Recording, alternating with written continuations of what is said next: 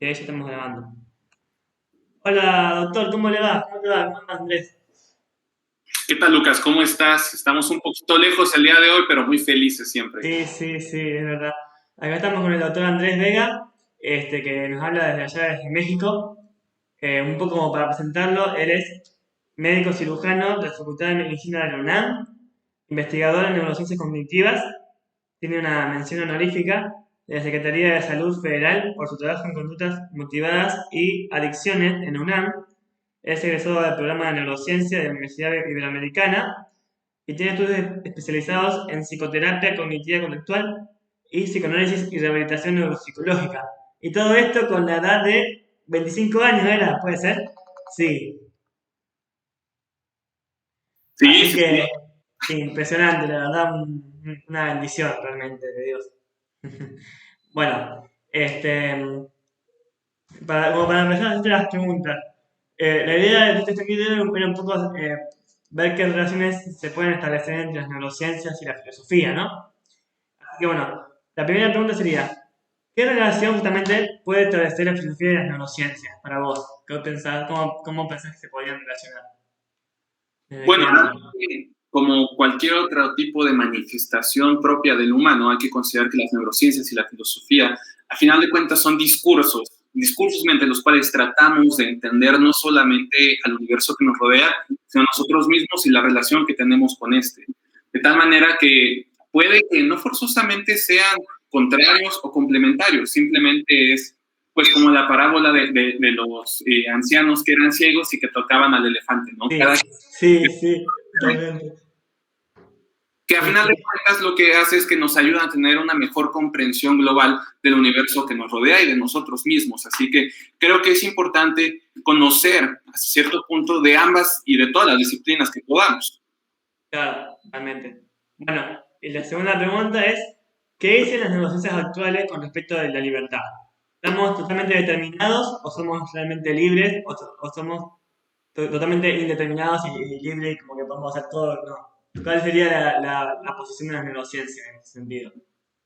Bueno, de manera muy global, realmente todo lo que nosotros pensamos y cómo percibimos, o mejor dicho, cómo interpretamos el mundo que nos rodea y lo que nos está sucediendo, es a partir de aprendizajes previos, ¿no? De cuestiones de memorias, de cómo hemos nosotros experimentado de manera previa esta realidad y cómo la interpretamos, de tal manera que se considera que más que pensar en una libertad propiamente, estamos de alguna forma condenados a pues las cosas que ya hemos aprendido, pero Sí. en lo que sí se puede llegar a manifestar esta libertad es en la capacidad que tenemos única entre todos los seres que tienen un cerebro de reflexionar y decidir cambiar nuestros pensamientos, nuestras emociones y aún más nuestras conductas.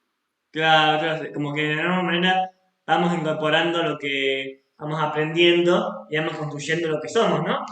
Sería eso, ¿no? Y somos libres, pero a partir de algo que ya hicimos antes y cada vez somos, o digamos, tenemos menos margen para elegir, por ejemplo, qué sé yo. Si yo elegí estudiar filosofía, después voy a tener, y soy profesor de filosofía, puedo elegir, pero ya entre distintas filosofías, ¿no? Ya no voy a elegir distintas profesiones. No, puede ser por este lado, ¿no? Eso es lo que queréis decir. Claro que sí, en muy buena parte. Realmente aquí lo importante es el mundo con el cual, perdón, la visión con la cual estamos viendo al mundo. No es lo mismo como yo veo en este momento a Lucas o a ustedes si me quito los anteojos, que créanme que Sí, no veo mucho. Sin embargo, va más o menos por ahí. ¿Cuáles son los filtros, los anteojos que nosotros hemos decidido tener o que se nos han inculcado a través de métodos culturales o de los aprendizajes propios de nuestra vida? Que son claro, lo que define nuestras decisiones y nuestros actos. totalmente, sí, sí, sí. Y después, ¿qué dice la neurociencia respecto de la formación de la conciencia? De la conciencia no moral, la conciencia moderna, la conciencia es como esta capacidad de darme cuenta, de estar atento de todo eso que empezó con Descartes, Descartes, ¿no? Bueno, la conciencia juega un papel muy complicado y particularmente dentro de la medicina y de la psicología. Tenemos áreas específicas de la neuropsicología mediante la cual nosotros consideramos a esta conciencia como parte del estado de alerta en buena forma en función de una de las partes cognitivas, las capacidades cognitivas más importantes que tenemos. Entonces, el sustento que llega a tener esta conciencia es enteramente el adecuado funcionamiento del cerebro desde la perspectiva biológica. Claro, claro. Entonces la conciencia está en el cerebro, se podría decir eso. Totalmente, yo sé que por ahí hay peleadas, muchas cuestiones con el corazón que hemos discutido con mucha alegría en momentos anteriores, pero desafortunadamente sí, totalmente se encuentra en el cerebro. Sí, sí. Bueno, después te quiero estar hablando sobre eso, pero pará, vamos por parte. Después dice, ¿qué dicen respecto a la existencia del alma en el sentido aristotélico? Esto que me decías del corazón y que Aristóteles pensaba que el alma estaba en el corazón. Vos me habías explicado muy bien esto el otro día. ¿Cómo era eso? Bueno, lo último que podríamos hablar aquí respecto al alma, el corazón y demás, Aristóteles en general y todos los estudios previos de anatomía pensaban que se encontraba el alma en el corazón, básicamente porque el corazón está vivo, vaya, nosotros podemos ver cómo se mueve, porque tiene un flujo interno de líquidos, la sangre, llamémoslo fluidos por la época, y en cambio el cerebro es muy inerte, es un órgano que no se mueve, es un órgano que es frío, que en general no lo podemos ver ni sentir de ninguna manera. Entonces, resulta lógico pensar que se encuentra la vida, el alma de una persona en el corazón y no en el cerebro. Aunque hay muchas cuestiones interesantes que podríamos platicar ahí respecto al libro 3 de Ánima de Aristóteles. Sí, totalmente. Después, acá va el tema de la subjetividad. Puede reducir, la subjetividad como tal, bueno, estamos hablando también de conciencia del alma, puede reducirse la subjetividad a una serie de condicionamientos fisiológicos. En el sentido de que esto, bueno, como decíamos antes, una vez en la UNR me dijo una profesora, la mente no está en el cerebro. A mí me choca eso, porque yo digo, si no está en el cerebro, no sé dónde va a estar, dónde puede estar. Es raro, claro, yo entiendo, quizás que lo que quieren decir es que el modo de acceder a la mente es por la experiencia interna, digamos. Un médico se tiene un paciente para saber si le duele algo, le pregunta, ¿te duele? ¿Qué síntomas tenés? O sea, como que te tienen que preguntar. Pero en, en qué punto, digamos, la subjetividad si puede reducirse a estos condicionamientos fisiológicos, o si hay algo más respecto a la subjetividad que no se pueda reducir. Bueno, para empezar, la conciencia la encontramos en otros organismos que incluso no tienen un sistema nervioso, ni siquiera una sola neurona. Y es todavía más interesante esta perspectiva de conciencia y por lo tanto de la subjetividad. Sin embargo, específicamente en los humanos, en aquellas entidades que tenemos un sistema nervioso central, una médula espinal, sí estamos atados a que todo condicionamiento de la subjetividad está sustentado completamente en redes neuronales que se prenden y se apagan en distintas formas y mediante estas podemos generar cambios en el cerebro, en nuestro tejido neuronal, que hace que toda la subjetividad esté residiendo en este tipo de cuestiones enteramente fisiológicas. Claro, pero igual, por eso, como te decía, cuando un médico está bien que se puede entender de esa forma, pero es verdad que también un médico, para saber que, como te decía, que un paciente que le duele algo o que siente síntomas tiene que preguntar muchas veces al paciente, porque si no, no tiene manera de saberlo, ¿o no? Así es, revisamos esta parte de que a final de cuentas son discursos. Y mientras nosotros más capacidades de lenguaje tengamos para interpretar estos discursos, va a ser mayor nuestra posibilidad de entender un poquito más al universo y nuestro lugar en él. Sin embargo, todos estos discursos, esta subjetividad, están atados enteramente a cómo se prenden y se apagan las neuronas, desde una manera muy clara. Ya, totalmente, sí. Bueno, y otra pregunta, esta que dice, ¿hasta dónde han llegado las neurociencias actuales en la comprensión del cerebro humano? Yo sé que el cerebro tiene alrededor de 3 billones de neuronas, ¿puede ser? Billones. Sí. Y que he escuchado que hay estudios que han llegado apenas a comprender 1 centímetro cúbico del cerebro de una rata, ¿puede ser eso? No sé si... no sé, hasta hoy en día, porque está más empapado de esto, ¿hasta dónde ha llegado la neurociencia en el estudio de la comprensión del cerebro humano? Para que tengan una idea, el único mapa completo que tenemos, es decir, de cada neurona de un ser vivo, es de un gusano, ¿no? Estamos en una frontera sumamente amplia a la que nos falta muchísimo para lograr entender. Comprendemos cosas muy sencillas de cómo funcionan algunas redes neuronales, como sobre todo en cuestiones de enfermedades, porque las quitamos y ya, que es algo que pasa en la mayoría de las enfermedades. Sin embargo, en otras cuestiones, como por ejemplo la mente, el alma propiamente dicho, ¿no? Las emociones, simplemente es imposible terminar de entenderlas con los medios que tenemos hoy en día. Entonces, hemos conocido mucho por el avance histórico que tenemos en cuanto a desarrollo de tecnología. Sin embargo, híjole, nos falta muchísimo. Estamos verdaderamente en pañales. Estamos frente a ese mar el que nos hablan. Sí, es fascinante me parece. Y ¿cuáles son las limitaciones de las neurociencias, por ahora, hasta ahora con los estudios que se han llegado, para comprender el cerebro humano? Yo pensaba sobre todo en un artículo que me pasaste vos sobre el tema de la resonancia magnética funcional, que hablaba de las limitaciones de esta resonancia. ¿Cuáles son las limitaciones de estos estudios para terminar de comprender a la persona y al cerebro humano? Ciertamente, la principal limitación, y es algo muy triste, es el desarrollo tecnológico que tengamos. Y digo que es algo muy triste porque en general depende mucho de la inversión gubernamental que se pueda realizar en cuanto al desarrollo de ciencia y tecnología y de educación que se invierte en cada país. De tal manera que aquí en Latinoamérica tenemos una limitación muchísimo más grande que, por ejemplo, en otros países que podríamos llamar del primer mundo. Entonces, quizás es muy política esta respuesta, pero lo concentro totalmente en el desarrollo de tecnología al que tengamos acceso. Totalmente, importante que es eso, sí. Y ya otras preguntas que me hicieron un par de amigos, que yo no lo hubiera pensado yo porque no me parece muy lógico, pero bueno, no importa, te las hago para darle el gusto a mis amigos. Los robots pueden tener vida, porque yo pienso, claro, vi unos videos que hablaban de unos robots muy actuales que tienen toda la forma humana, que pueden hablar y que expresarse y ver. Y hasta el robot mismo decía, estoy espiritualmente viva. Pero los robots pueden tener vida y acá viene lo que es la definición que tenemos de vida también, ¿no? Pero bueno, ¿qué te parece a vos?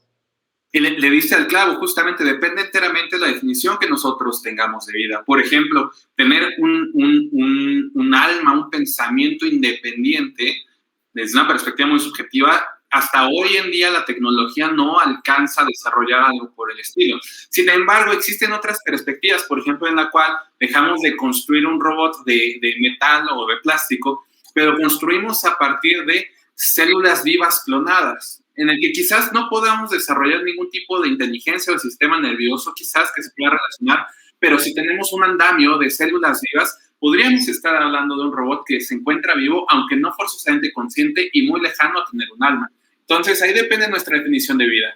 Totalmente, sí, sí, sí. Y respecto al tema, tocaste el tema de la clonación. ¿Cómo está el tema de la clonación hoy en día? ¿Es posible clonar personas? ¿Se puede? ¿Cómo es eso? Bueno, si bien tecnológicamente resulta algo más o menos factible hoy en día pensar en eso, porque se utiliza muchísimo incluso en la medicina actual el hacer clones, sobre todo de células únicas, fuera de un contexto, y también llegar a clonar, por ejemplo, este tipo de células para construir órganos artificiales es algo que se usa mucho. En investigación con animales generalmente se toma una sola línea de animales y se trata de que sean lo más similares a una clona. Sin embargo, hay muchas cuestiones éticas, sobre todo, que detienen el que se realice este tipo de investigación y creo que es mejor que tengamos límites muy claros respecto a hasta dónde podemos llegar en la investigación científica. Totalmente, claro, claro. Y otra pregunta que me hicieron, un amigo que me decía, si me sacan el cerebro, ¿puedo seguir viviendo? Esto me pareció un poco extremo. Está bien, conozco personas que le han sacado tumores en el cerebro. Quizás haya partes del cerebro que sean más importantes que otras, no sé. Pero si me sacan el cerebro, yo no puedo seguir viviendo. Porque, o sea, puedo tener un infarto del corazón, me pueden cambiar el corazón, pero no me pueden cambiar el cerebro, ¿no? Me parece. Bueno, aquí regresamos entonces a la idea de qué es vida para cada persona y puntualmente lo digo porque tenemos a una gran cantidad de pacientes a lo largo del mundo que tienen, por ejemplo, muerte cerebral, es decir, ya no existe la persona, solo está el estuche de esa persona, ¿no? Sin embargo, ahí está el cerebro, pero ya no existe la persona, entonces podemos decir, ¿está vivo? Biológicamente sí, como una persona quizás no. Entonces resulta muy complicado. Ahora, hay partes de nuestro cerebro que son más fundamentales para la vida que otras desde una perspectiva biológica. Es decir, las áreas que corresponden a poder controlar el centro cardiorrespiratorio tienen que ver totalmente con la parte de la vitalidad biológica. Si se mueren esas áreas del cerebro, simplemente ya no existe vida. Sin embargo, si se mueren las áreas responsables del alma, llamémoslo así, o de la personalidad, de la conciencia de una persona, pues entonces dejaría de existir la persona, pero su cuerpo sigue vivo. Entonces, depende mucho ahí de un dilema ético que no se ha terminado de dilucidar desde la perspectiva filosófica, biológica, importantemente es la perspectiva legal. Claro, claro, totalmente. Sí, sí. Y un poco, yo creo que te había hecho una pregunta así hace un tiempo, sobre el tema de las emociones, ¿no? Y cómo son el tema de las emociones en el cerebro. ¿Te acuerdas que habíamos hablado sobre que existe que hay estudios que se dicen que las emociones se sienten en distintas partes del cuerpo? Pero eso en el cerebro no importa dónde lo sientas, ¿no? Eso lo dijiste vos, ¿no? Bueno, tenemos, por decirlo así, un mapa en nuestro cerebro, bueno, varios mapas de diferentes partes de nuestro cuerpo. Hay un mapa específico en las cortezas, por ejemplo, en la somatosensorial, hay un mapa específico de todo lo que sentimos en el cuerpo, otro de todo cómo movemos el cuerpo, y hay un tercer mapa en la corteza insular de la isla, vaya, que es el mapa de cómo sentimos las emociones en nuestro cuerpo. Es decir, que nosotros sentamos las mariposas en nuestro estómago cuando estamos enamorados. Hay una reacción dentro del mapa de la corteza insular que da lugar a este tipo de sentimiento al que nosotros llamamos interocepción. Sí, interocepción, totalmente. Y respecto de una experiencia que es muy existencialista, sí, que se quiere, que es el tema de vacío interior, ¿qué podrías decir? ¿Cómo se da en el cerebro eso? ¿Se ha llegado a captar qué pasa en el cerebro con el tema del vacío interior? O que cuando se dice, bueno, religiosamente, que decimos que Dios llena nuestro corazón y todas esas experiencias así religiosas. Aquí tiene que ver totalmente con la interocepción y con la corteza insular. Este tipo de vacíos interiores adicionalmente están muy relacionados con otros circuitos subcorticales, es decir, de áreas un poquito, llamémoslo mal dicho, menos evolucionadas. Tienen que ver sobre todo con la recompensa, con la energía vital, con la motivación para poder vivir. Y es algo que ocurre muchísimo, por ejemplo, con los pacientes que cursan con un cuadro depresivo. De tal manera que cuando nosotros vemos los circuitos relacionados con la depresión, generalmente cuando estos se activan, o mejor dicho, cuando se desactivan, nos den la motivación, tenemos este tipo de sentimientos que ya se interpretan en otras partes del cuerpo gracias a la corteza insular. Totalmente. Bueno, esas son más que nada las preguntas que me paré. Fue más rápido de lo que pensaba. Pero, ¿te gustaría agregar algo más, decir algo más? ¿Hubieras pensado sobre las neurociencias y la filosofía? Creo que hay muchísimas cosas que nosotros podríamos decir al respecto. De hecho, muchos fenómenos neurofisiológicos corresponden a ideas filosóficas antiguas. Por ejemplo, comentábamos en el libro 3 de Ánima de Aristóteles, sí, como por ejemplo él nos habla de un intelecto agente, que es esta parte más de la voluntad y propiamente un intelecto paciente, ¿no? De las cosas que ya conocíamos y que incluso podríamos llegar a traspolarlas a diferentes redes neuronales o a diferentes zonas del cerebro que se prenden o se apagan de una manera casi puntual y bastante precisa. Entonces, es interesante aquí cómo el diálogo que nos puede dar la filosofía nos permite ver, entender el mundo desde cierta perspectiva, pero las neurociencias desde otro, y con eso conjuntarlo en un mayor conocimiento de nuestro mundo y sobre todo de nosotros mismos y su relación con él. Sí, bueno, de hecho justamente Aristóteles hablaba de intelecto agente como que era uno para todos. Pero Santo Tomás de Aquino viene a decir que el intelecto agente es en realidad, cada persona tiene su propio intelecto agente, ¿no? Y también el intelecto posible para Tomás viene a ser la memoria. O sea, el intelecto agente es el que hace la abstracción del concepto a partir de imagen sensible. Intelecto posible es el que la reserva en el recuerdo, ¿no? Ahora, vos sabés que el doctor Comunero Burgos, que entrevisté antes y que es un gran referente para mí, él decía que, bueno, que en realidad para Tomás era necesario el intelecto agente porque había que hacer un paso entre lo que es la imagen sensible que recibo de las cosas y la abstracción. Ese paso se hace con el intelecto agente que está en acto, por eso está en acto para actualizar la especie inteligible a partir de la especie sensible. Pero cálculo antigua, por ejemplo, para Tomás, la experiencia que tenemos de las cosas es únicamente experiencia de los sentidos, no es del intelecto. Burgos analiza muy bien la antropología y la nociología tomista es diacrónica en el proceso. O sea, una potencia, una facultad actúa después de la otra y no todas a la vez. En cambio, lo que quiere arreglar el personalismo, y Burgos con su libro La experiencia integral, es que toda persona está la experiencia es integral. En la experiencia están todas las potencias. Entonces el intelecto ya no tenía únicamente el papel de abstraer el concepto, sino de que la experiencia no es una experiencia únicamente de sonidos, colores, como diría Tomás, de la especie sensible, de todos esos datos sensibles, sino que primero captamos el todo. Cuando te veo a vos, yo veo al doctor Andrés Vega, no veo los colores del fondo y todas esas cosas, sino que capto el todo antes que la parte. Creo que por ahí va el tema del intelecto. Por eso Burgos dice que no hace falta hablar de un intelecto agente en ese sentido.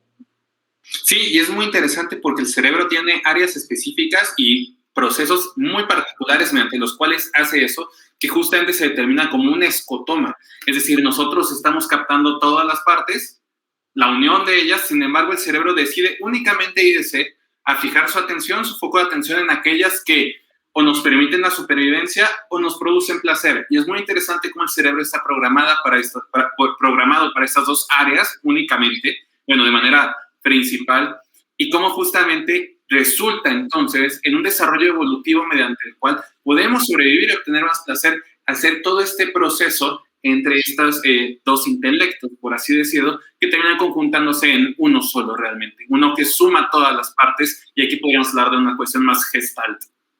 Ya la Gestalt, sí, me acuerdo de la Gestalt. Bueno, de hecho, ahora que hablas de eso de placer y displacer y el tema de la supervivencia, Tomás, de aquí nuestro Tomás, habla de lo que es el apetito concupiscible e irascible. Esto lo se de Platón. El concupiscible viene a responder, a hacer una tendencia hacia el bien deleitable o hacia el mal desagradable. Y el irascible viene a ser más respecto del bien difícil o del bien difícil de enfrentar o el bien difícil de alcanzar o el mal difícil de enfrentar. Creo que puede tener relación con eso que decís de supervivencia, placer, ¿no? Porque justamente lo que viene antes del concupiscible es la imaginación del conocimiento. Y lo que viene antes del irascible, para Tomás, es lo que se llama una potencia que se llama cogitativa, que capta lo que es conveniente o inconveniente para mi conservación, independientemente que sea agradable o desagradable, ¿no? Sí, totalmente. Y eso tiene que ver muchísimo entonces, y es algo muy interesante que nos ha enseñado la neurociencia actual, tiene que ver con cómo hemos nosotros aprendido a conseguir placer. Porque de la misma forma como una persona de forma regular, por así decirlo, consigue placer consumiendo un helado de chocolate, hay gente que verdaderamente consigue placer a través de maltratar animales, por ejemplo, ¿no? Entonces, Claro, claro. hay muchas cuestiones interesantes, sobre todo respecto a crianza y a procesos de memoria y aprendizaje que dictaminan justamente lo que tú acabas de decir. Entonces, aquí llegar a un punto en el cual dónde es moral o socialmente correcto es interesante. Claro, bueno, de hecho, o sea, para Tomás, el intelecto agente capta la especie inteligible, pero ¿qué capta? La especie inteligible universal, o sea, no capta lo particular, que lo particular viene a ser más parte de la especie sensible, sino que capta la especie universal, por ejemplo, la especie universal hombre, esto tiene que ver mucho con el lenguaje, ¿no? Las palabras universales, como Platón decía, ¿no?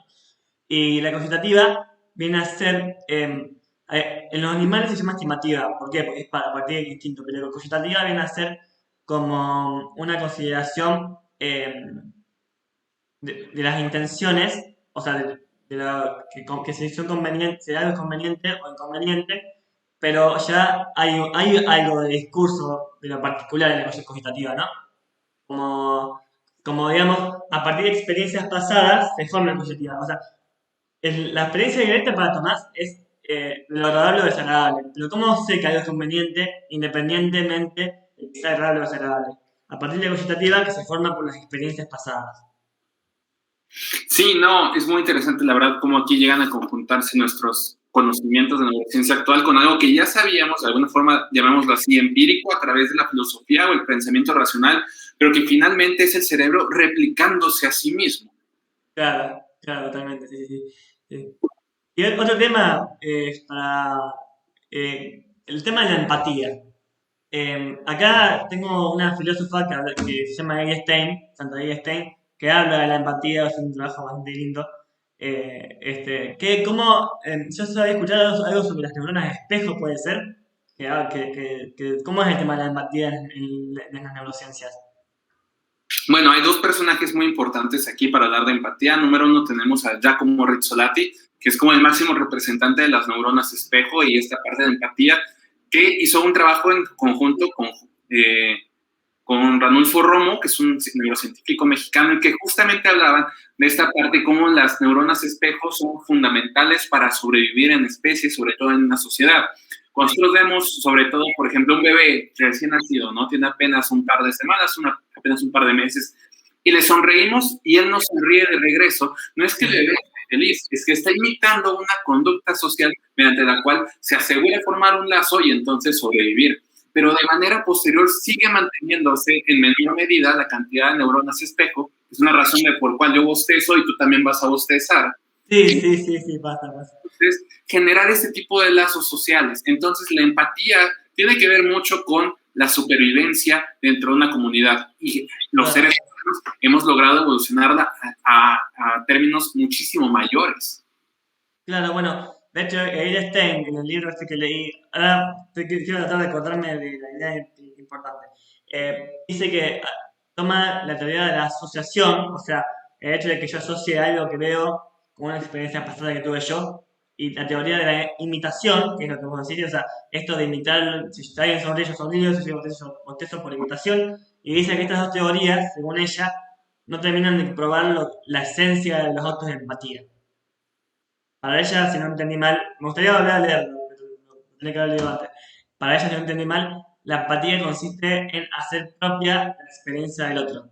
De ahí a explicar después cómo se hace eso, bueno, pero lo que trata de captar ella en ese libro es la esencia de los actos de empatía y cómo también habla de cómo los actos de empatía se pueden corregir. Porque, por ejemplo, una empatía asociando yo con una idea, una experiencia pasada a algo que te puede pasar a vos, me puedo equivocar, pero ese error se puede corregir si hablamos y te pregunto y me contás y esas cosas, ¿no? Me parece que va por ahí, ¿no? Sí, totalmente. Termina siendo un proceso cognitivo, la verdad es que bastante complejo, a que le podremos dedicar tesis y tesis doctorales desde la perspectiva neurofisiológica, neurobiológica y aún muchísimo más desde la perspectiva filosófica. Sí, totalmente. Sí, y una última pregunta para no te tema. El tema de vos hablabas de esto de los procesos neuronales. La reacción esta de estímulo-respuesta, que estás muy estudiada en la psicología, este, como que dependemos totalmente de esto o hay una subjetividad que, bueno, yo puedo negarme a un estímulo o es como que el estímulo me determina en ese sentido, a una respuesta, como los animales. Bueno, si Freud estuviera sentado junto a nosotros, podría hablar muchísimo respecto a impulsos ahí. Pero es importante considerar que hay dos tipos de estímulos a los cuales nosotros respondemos. Hay estímulos básicos y vitales mediante los cuales nosotros, por ejemplo, tocamos algo que está caliente y automáticamente retiramos nuestra mano y ni siquiera lo pensamos, simplemente lo hicimos desde una perspectiva instintiva. Eso tiene que ver porque existen algunos estímulos que se integran no en el cerebro, sino en otras partes del sistema nervioso central, como en la médula, mediante la cual nosotros tenemos instintos, impulsos, pulsiones para poder sobrevivir. Sin embargo, hay otro tipo de estímulos, aquellos que son más complejos, que requieren de un proceso cognitivo, de ver, entender, percibir la realidad, generar una imagen abstracta, compararla con experiencias previas y entonces generar una conducta. Ese tipo de estímulos generan respuestas mucho más complicadas y que nosotros en general tenemos la decisión de cuál dar si decidimos entonces ser arquitectos de nuestro propio cerebro y responsabilizarnos por nuestros actos o simplemente actuar de una manera irracional, disfuncional y por pulsiones, diría Freud, que van más allá de nuestro control como humanos y decidimos reducirnos a algo inferior. Me llama muchísimo la atención, porque eso que dijiste recién suena muchísimo a lo que yo le llamaba cogitativa, lo que tomás de cogitativa, lo que te decía de que con experiencias previas uno puede tener una respuesta que no sea únicamente por placer o por displacer, sino para conseguir algo que me cuesta conseguir, ¿no? Que es difícil, para la valentía de conseguir algo que quiero, o que bueno, no sabría dar un ejemplo ahora rápido, pero creo que va por ahí la cosa, creo que hay una coinonía o sintonía entre estas dos teorías. Claro que sí, totalmente. De hecho, es importante ahí hacer la distinción entre un placer hedónico enteramente, como el de comerse un helado en este momento, y que hay redes neuronales específicas que están mediando eso, sobre todo las encargadas de la dopamina, y hay otras redes neuronales encargadas, por ejemplo, del placer eudaimónico, que es el que tú estás comentando ahorita, ¿no? Que no es un placer a corto plazo en este momento, sino que tiene que ver con superarse, con realizarse como ser humano y con ver en retrospectiva lo que nosotros hemos avanzado y que, por ejemplo, eso está mediado por otras redes neuronales completamente diferentes y que son principalmente productoras de serotonina. Entonces es interesante, hay un sustrato biológico diferente para conceptos filosóficos diferentes, pero que compiten y son completamente compatibles. Totalmente, totalmente. Sí, la felicidad. Sí, sí, sí. La felicidad es importante. Y a ver si se me ocurre algo más. No, respecto a la felicidad, Tomás más que nada dice que es el sumo bien, ¿no? Porque Tomás habla de los bienes, viste que ya Platón hablaba de que el bien es uno solo, la idea del bien, y después vino Aristóteles y dijo que hay un bien para cada cosa, que el bien es el ente en cuanto a apetecido, ¿no? Es un poco distinto a la teoría que hoy en día se tiene de estímulo-respuesta, es más metafísico o ontológico, si se quiere, ¿no? Porque después, más en la modernidad, se cuestiona todo el tema de la ontología y del ente y la sustancia y la extracción, todo eso se cuestiona. Pero bueno, estaba esa idea, ¿no? De que el bien es el ente en cuanto a apetecido y que el sumo bien es la felicidad. Bueno, para Tomás, esta felicidad se encontraba en la visión beatífica y para él esa felicidad que se busca como que no se cuestiona, porque es algo que a lo que vamos, todos buscamos la felicidad, nadie se cuestiona, nadie se pregunta, ¿yo estoy buscando la felicidad o no quiero ser feliz? O sea, nadie dice no quiero ser feliz en el fondo. Hasta cuando lo dicen, tampoco, porque también todos quieren ser felices, incluso aunque digan que no, me parece, ¿no? Sí, claro, aquí es importante nada rescatar la felicidad, que no es algo tan reduccionista o simple como que, tengo más serotonina y por lo tanto soy feliz. No, hay gente que tiene mucha serotonina y por lo tanto desarrolla otros trastornos que no tienen nada que ver con la felicidad. Pero es importante para poder ser feliz, no para tener placer, sino para ser feliz, el tener un cerebro que se encuentre sano y condiciones biológicamente óptimas para ello. Ahora, desde otra perspectiva, por ejemplo, desde una felicidad como puede ser la presencia de Dios, que lo podemos ver desde una perspectiva bíblica, bueno, pues tiene que ir muchísimo más allá, ¿no? Pero estrictamente para la felicidad que vivimos en nuestra vida de forma regular, los seres humanos mortales, tiene que ver con un adecuado funcionamiento de nuestro cerebro, y eso ni siquiera lo garantiza. Una última pregunta, ya te dejo molestar. Ya para Tomás, bueno, el tema de la paz interior. Para Tomás, la paz es un fruto de la caridad. También para San Ignacio de Loyola, que es toda una especie de teoría para discernir la oración, la paz también es una consecuencia de la presencia de Dios en el corazón, ¿no? ¿Cómo se veía el tema de la paz en las neurociencias? La paz interior. Perdón, espero que nos escuche mucho la ambulancia, estamos en un hospital. Sí, no hay problema. La paz tiene que ver muchísimo con la ausencia de la ansiedad. Claro. La ansiedad en general la podemos nosotros describir desde una perspectiva muy burda como poner nuestro foco de atención en un futuro que aún no existe con probabilidades que en general van en nuestra contra.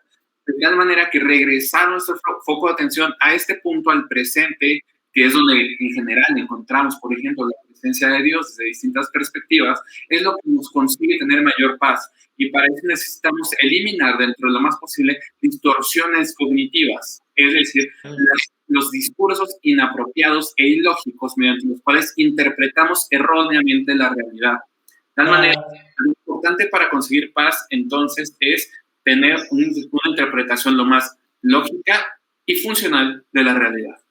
Claro, totalmente, totalmente. Me hace acordar mucho a lo que decían los estoicos, viste que los estoicos, no es exactamente lo mismo, pero los estoicos decían que las pasiones, que son totalmente irracionales y contra la naturaleza, son consecuencia, para los estoicos, son consecuencia de un error de juicio. Y entonces, para poder eliminar esas pasiones, lo que tengo que hacer es tener un juicio correcto.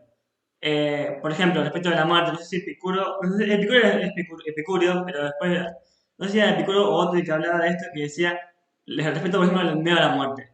Cuando me muero yo no estoy, cuando no me muero todavía no me morí, así que no tengo por qué tener miedo a la muerte. Esos discursos medio forzados, ¿no? Y, ¿cómo era lo que te iba a decir? Bueno, los estoicos tenían esta práctica en la psicología actual del conductismo, se llama desensibilización sistemática, que los estoicos tenían una práctica muy parecida a eso, que era la premeditación de los males. O sea, yo tengo que ya pensar todos los males que se me pudieran pasar en el futuro para que cuando vengan no me sorprendan. Es medio duro, pero creo que tiene alguna relación con lo que ya venís diciendo. Sí, sí, la verdad es que hay muchos ecos dentro de, vaya, la psicología, el entendimiento actual de la ciencia respecto al ser humano se fundamenta totalmente en la filosofía, porque al final de cuentas la ciencia no es más que, vuelvo a ver el cielo, un discurso humano en el cual tratamos de entender las cosas. Y no hay ninguna ciencia o disciplina que busque hacerlo más que la filosofía. Ahí está. Buenísimo. Bueno, Andrés, muchísimas gracias. La verdad que te admiro muchísimo por vos, por todo lo que lograste como científico, como persona. Y bueno, acá ya estaremos terminando. Así que te mando un abrazo grande. Fuerte abrazo, Lucas, y muchas gracias a todos nuestros oyentes del día de hoy. Listo. A ver, ahí pongo.